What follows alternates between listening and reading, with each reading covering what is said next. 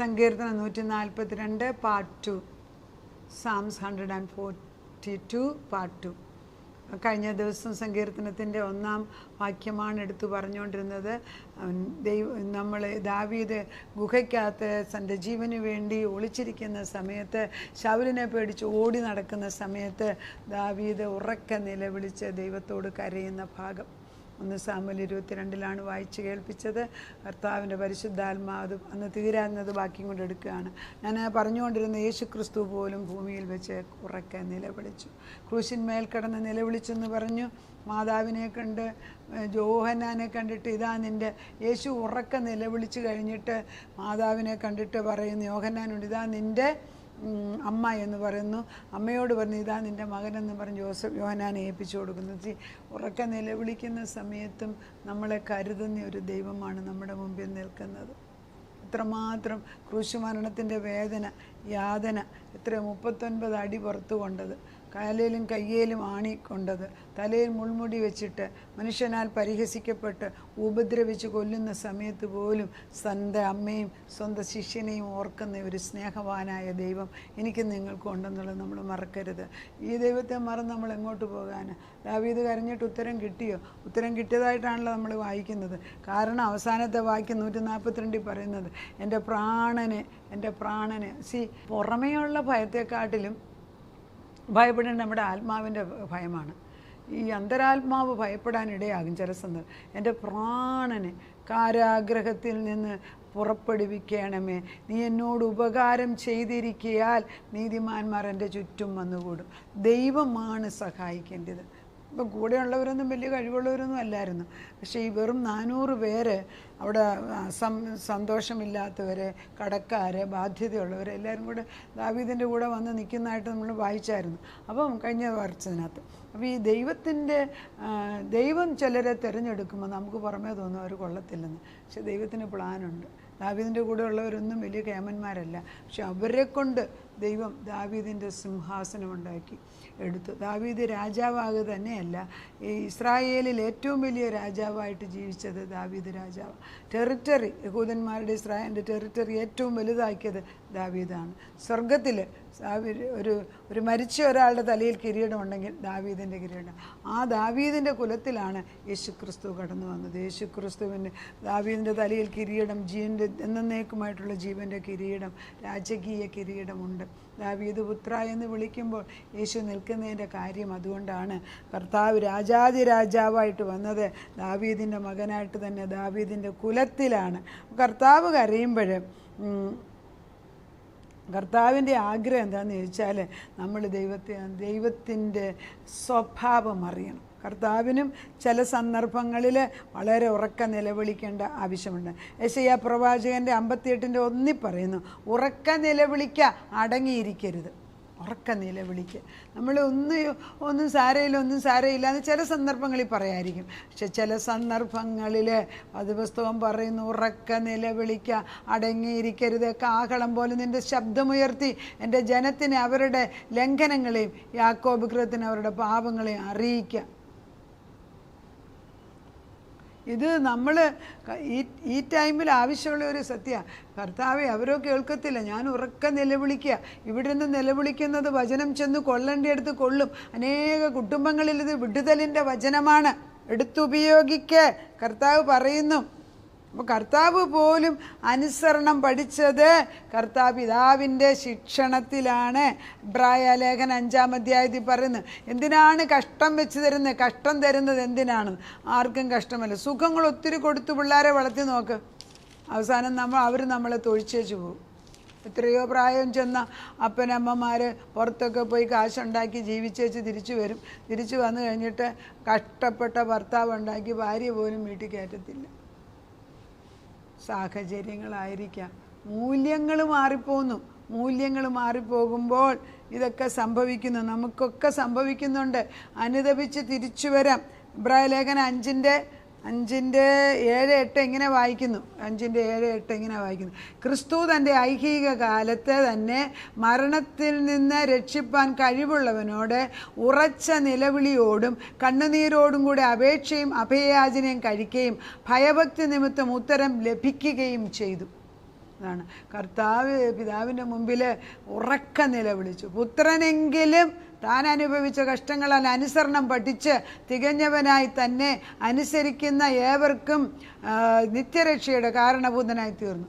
അനുസരണമുള്ളവർക്ക് നിത്യരക്ഷ കിട്ടുന്നു.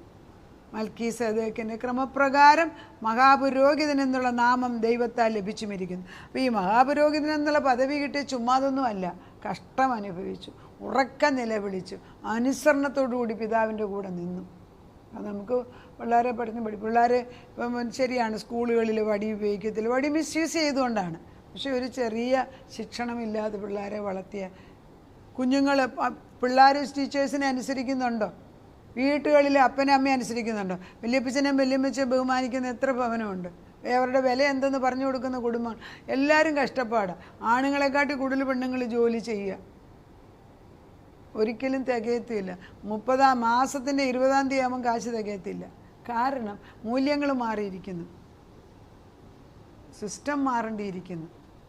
ആരെങ്കിലുമൊക്കെ ഇല്ല, യോഹന്നാൻ സ്നാപകൻ വിളിച്ചു പറഞ്ഞ പോലെ വിളിച്ചു പറയേണ്ട കാലമാണ്. കർത്താവ് പറയുന്നു, യേശുക്രിസ്തുകാരൻ ലൂക്കോസിൻ്റെ സുവിശേഷം 13:34-35, മത്തായിയുടെ 23:37. മത്തായിയുടെ വായിക്കാം. എന്തൊരു മനോഹരമായിട്ട് യേശുക്രിസ്തു കരയുന്നു. യേശുക്രിസ്തു നമ്മളെ ഓർത്ത് കരയുകയാണ്, തൻ്റെ ജനതയെ ഓർത്ത് കരയുകയാണ്. ആ ഒരു ദൈവം നമുക്കുണ്ടെന്ന് മനസ്സിലാക്കിയാൽ നമ്മൾ അവിടെ ഇവിടെയും പോകൂല.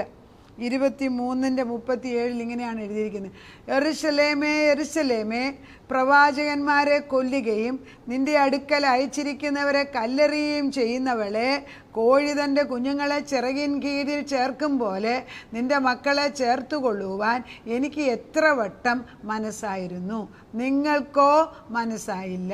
നിങ്ങളുടെ ഭവനം ശൂന്യമായി തീരും. കർത്താവിൻ്റെ നാമത്തിൽ വരുന്നവൻ അനുഗ്രഹിക്കപ്പെടുന്നുവെന്ന് നിങ്ങൾ പറയുവോളം നിങ്ങൾ ഇനി എന്നെ കാണുകയില്ല എന്ന് ഞാൻ നിങ്ങളോട് പറയുന്നു. വളരെ ദുഃഖത്തോടെ കരയുകയാണ് യേശു. അപ്പോൾ യേശുവും കരഞ്ഞു, ദാവീദിനെ പോലെ നമ്മളും കരയുകയാണ്. നമ്മൾക്കും കരയേണ്ട സമയമാണ്. കോഴി തൻ്റെ കുഞ്ഞുങ്ങളെ എത്തും എന്തൊരു സ്നേഹത്തിലാണ്. അപ്പം ചിലപ്പോൾ നമ്മൾ ചിന്തിക്കണം, ദാവീദിനെ ഈ ഗുഹയ്ക്കകത്ത് ഇരുത്തിയത് കൊണ്ടാണ് ദാവീദ് ഇത്രമാത്രം ദൈവത്തെ ആശ്രയിക്കാൻ പഠിച്ചത്.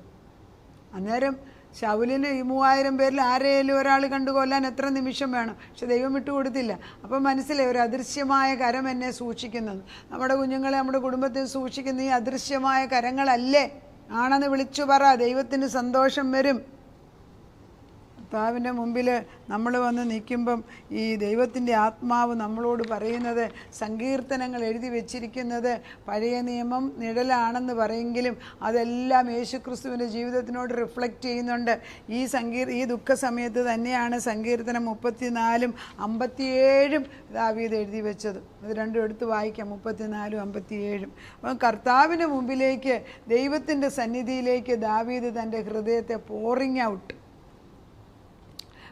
എന്ന് വെച്ചാൽ എന്തുവാ?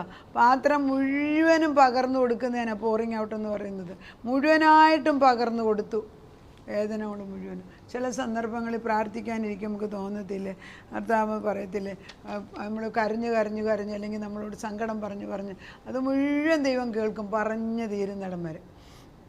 ദൈവം അല്ലാതെ ആരും അത് കേൾക്കത്തുമില്ല. അതുകൊണ്ടാണ് ഈ മറ്റുള്ളവരുടെ ഭാരം കേൾക്കാൻ ചിലർക്ക് കൃപയുണ്ട്. അതൊരു കൃപാവരം, എല്ലാവർക്കും ഇല്ല. ഉള്ളവർ ചെയ്താൽ മതി, എല്ലാവർക്കും എല്ലാം ചെയ്യണമെന്ന് പറയുന്നില്ലല്ലോ. അപ്പം ഈ ഗുഹയ്ക്കകത്ത് ഇരുന്നപ്പോൾ, ആ സോളിറ്ററി തന്നെത്താനിരിക്കുന്ന സമയങ്ങളിലാണ് ദൈവത്തെ ആരെന്ന് ദാവീദ് കണ്ടുപഠിച്ചത്. ബാർത്തിമേസ് പറയുന്ന ആളിനെ കുറിച്ച് നമ്മൾ പുതിയ നിയമത്തിൽ പഠിക്കുന്നുണ്ട്. അതായത്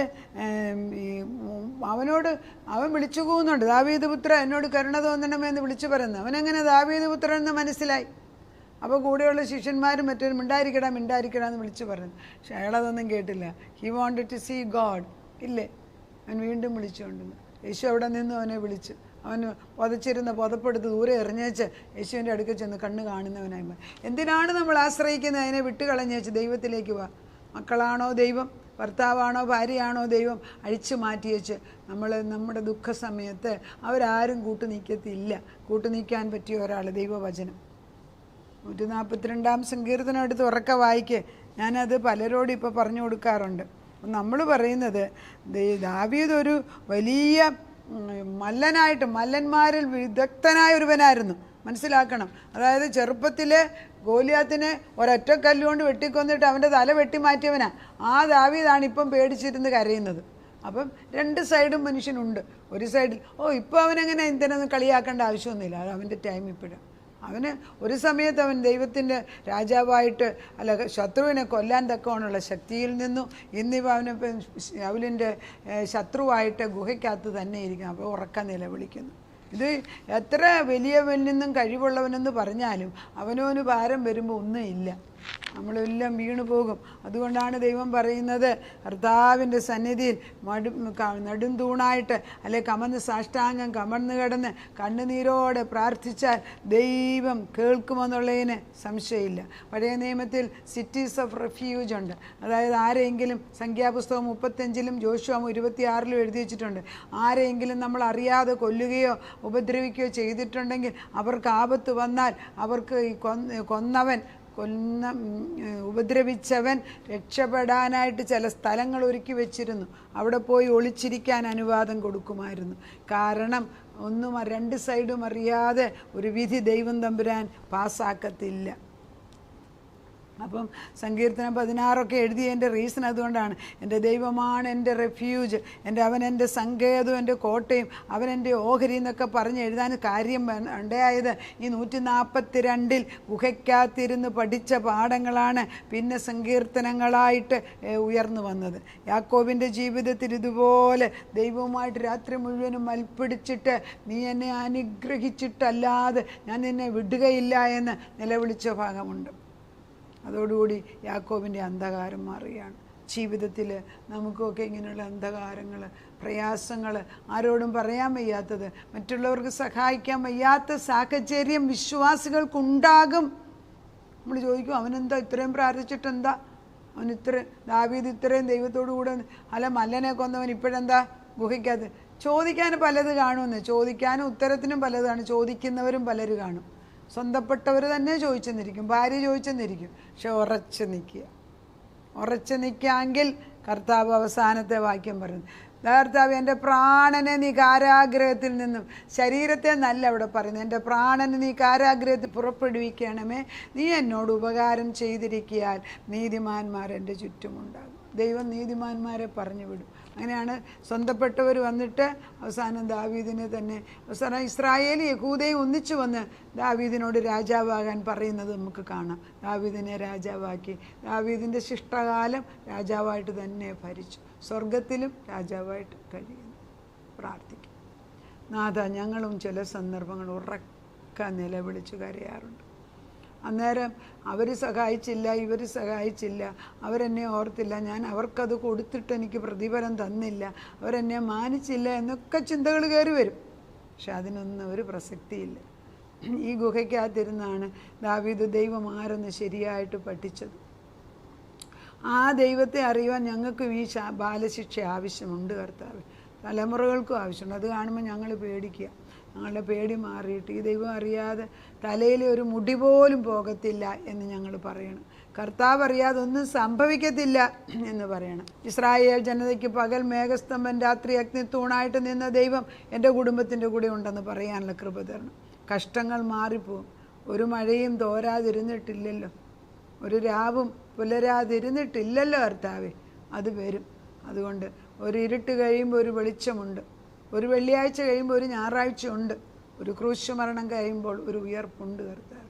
അതിനാൽ ഞങ്ങളുടെ മനസ്സിനെ, പ്രാണനെ ആശ്വസിപ്പിക്കുന്നു. ഞങ്ങളുടെ കുഞ്ഞുങ്ങളെ ഓർത്തോ, ഞങ്ങൾ ഭർത്താക്കന്മാരെ ഓർത്തോ, ഭാരങ്ങളെ ജോലിയെ ഓർത്തോ, കുഞ്ഞുങ്ങളെ കൊച്ചുമക്കളില്ലെന്ന് ഓർത്തോ, വിവാഹകാര്യം എന്തെല്ലാം ഓർത്ത് ഞങ്ങൾ ദുഃഖിക്കുന്നുണ്ട്. പക്ഷേ അവിടെയെല്ലാം ഉറക്ക നിലവിളിച്ച് കഴിയുമ്പോൾ സ്വർഗം തുറന്ന്, വാതിൽ തുറന്ന് ദാവീദിനെ അനുഗ്രഹിച്ചതുപോലെ ഇന്ന് ഞങ്ങളെ കടന്നു വന്ന് ഞങ്ങളെ അനുഗ്രഹിച്ചതിന് നന്ദി.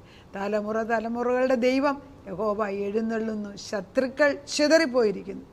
അവൻ സിംഹാസനത്തിൽ ഇരുന്ന് കഴിഞ്ഞിരിക്കുന്നു, ഉത്തരവ് പുറപ്പെടുവിക്കുന്നു.